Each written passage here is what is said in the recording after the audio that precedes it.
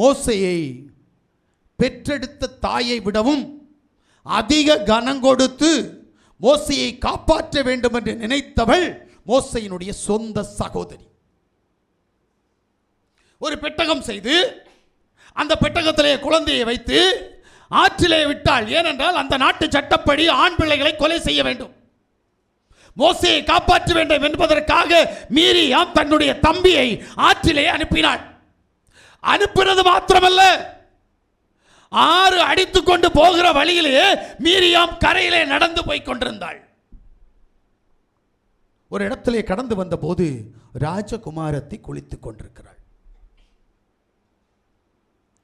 அவள் அந்த பெட்டகத்தை பார்க்கிறாள். பார்த்து உள்ளிருக்கிற குழந்தையை எடுக்கிறாள். குழந்தை அழுகிறது. குழந்தைக்கு பால் தேவை என்பதை உணர்ந்தாள். இவள் அங்கும் இங்கும் விசாரிக்கிறாள். பக்கத்திலே மீரியாம் வந்தாள். மீரியாமிடத்திலே கேட்கிறாள், இந்த குழந்தையை வளர்ப்பதற்கு ஏதாவது தாய் இருக்கிறாளா என்று கேட்டபோது மீரியாம் சொல்கிறாள், ஆம், தாய் இருக்கிறது. நான் கொண்டு போய் அந்த பிள்ளை தாயிடத்தில் கொடுத்து அந்த பிள்ளையை நான் உங்களுக்கு வளர்த்தி தருகிறேன் என்று சொன்னாள். ராஜகுமாரத்தை சம்மதித்தாள். அந்த குழந்தையை கொண்டு போய் பெற்றெடுத்த தாயிடத்தில் கொடுத்து வளர்க்க வைத்தாள். சற்று யோசித்து பாருங்கள், எவ்வளவு பெரிய காரியங்களை மீரியாம் செய்தாள். ஆனால் இத்தனை அருங்காரியங்களை செய்த மீரியாம் ஒரே ஒரு வாட்டி கேட்டால், டேய் மோசே, உன்னோடு மட்டும்தான் கடவுள் பேசுவாரோ, என்னிடத்தில் பேச மாட்டாரோ? நீ தீர்க்கதரிசியானால் நானும் தீர்க்கதரிசி தான் என்றாள். முடிந்தது, சாப்டர் க்ளோஸ். யோசிக்கிறீர்களா? மீரியாம் யோசித்த யோசனைக்கு தக்க தண்டனையை பரலோகத்தின் தேவன் கொடுத்து அவளை தேவ சமூகத்தை விட்டு 7 நாள் வெளியேற்றினார்.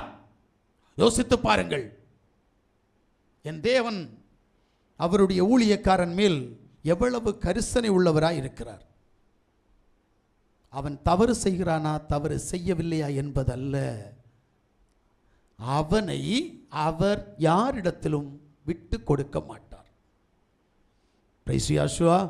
மோசே, பரலோகத்தின் தேவன் சொல்கிறார், அவன் எனக்கு எங்கும் உண்மை உள்ளவனாக இருந்தான்.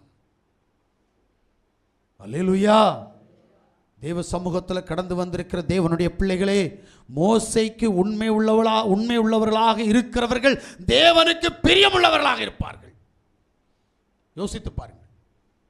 நம்முடைய வாழ்க்கையிலே நாம் தேவனுக்கு பிரியமுள்ளவர்களாக கடந்து போக இஸ்ரவேல் ஜனங்கள் செய்த பாவங்களை நாம் செய்யாதபடிக்கு நம்மை தற்காத்துக் கொள்ள வேண்டும்.